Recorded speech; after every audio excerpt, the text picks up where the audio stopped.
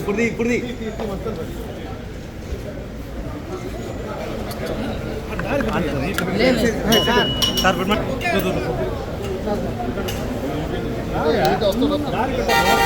మీ hat పడతాను.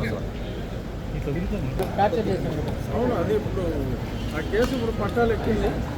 జనాలు స్తబ్దతగా ఉంది. నిన్నటితో పట్టాలు ఎక్కింది. త్వరలో దానికి ఒక పరిష్కారం వస్తుంది. ఇది వాళ్ళగారి వెనక ఎవరున్నారు, ఎవరు చెప్పారు, ఎందుకు చేశారు అనేది త్వరలో డెఫినెట్గా తేలుతుంది. సార్ సునీల్ కుమార్తో పాటు అప్పుడు ప్రైవేట్ వ్యక్తులకు టార్చర్ చేశారు సార్. వాళ్ళ పరిస్థితి సునీల్ వాళ్ళు కుమార్ కొంతమంది టీడీపీలో ఉన్నారు. సునీల్ కుమార్కి కొందరు అనుచరులు ఉన్నారు, కలెక్షన్ ఏజెంట్స్ ఉన్నారు. ఆ కలెక్షన్ ఏజెంట్స్లు వాళ్ళని వాళ్ళ పర్సనల్ స్టాఫ్ని మెయిన్గా వాడాడు.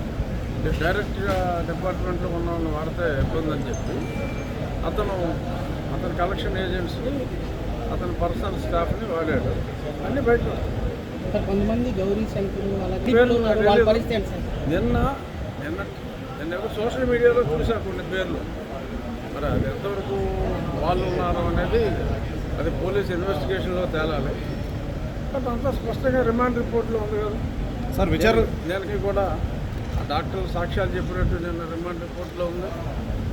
నేను ఆహాకారాలు చేసినట్టు రిపోర్ట్లో ఉంది. ముఖానికి కర్చీపులు కట్టుకుని వీళ్ళు ఎదురుగుండానే పైకి వెళ్ళినట్టు ఉంది. సో అన్నీ కూడా 164 స్టేట్మెంట్లు చాలా వరకు కూడా అయిపోయినట్టుగానే అందులో నిన్న రిమాండ్ రిపోర్ట్లో చూసాం. సో అంతా క్రిస్టల్ క్లియర్. ఇప్పుడు నేను ఏదైతే చెప్పానో అంతా కూడా డైరెక్ట్గా ఇన్వాల్వ్ అయిన వాళ్ళ సాక్ష్యాధారాల ద్వారానే తెలిసింది. సో డెఫినెట్గా నిన్న నేను డిమాండ్ చేసింది సునీల్ కుమార్ విదేశాలకు వెళ్లకుండా ఉండాలని. ఎందుకంటే అతనికి దుబాయ్లో వ్యాపారాలు ఉన్నాయని కూడా చెప్తున్నారు.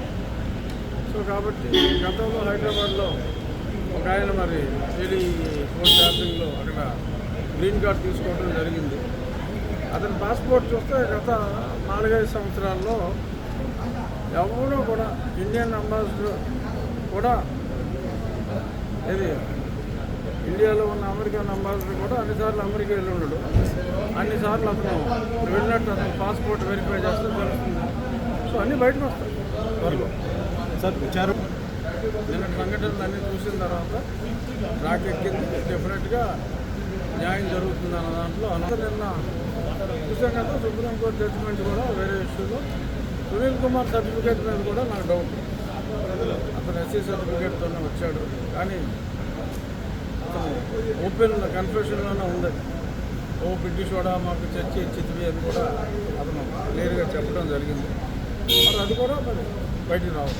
ఇప్పుడు అరెస్ట్ అధికారి చూడాలి. అందులో డెఫినెట్గా సునీల్ కుమార్ ఇన్వాల్వ్, ఇంకా రామానాయుడు గారు ఇన్వాల్వ్ అని నా దాంట్లోనే చెప్పాను. చూడాలి.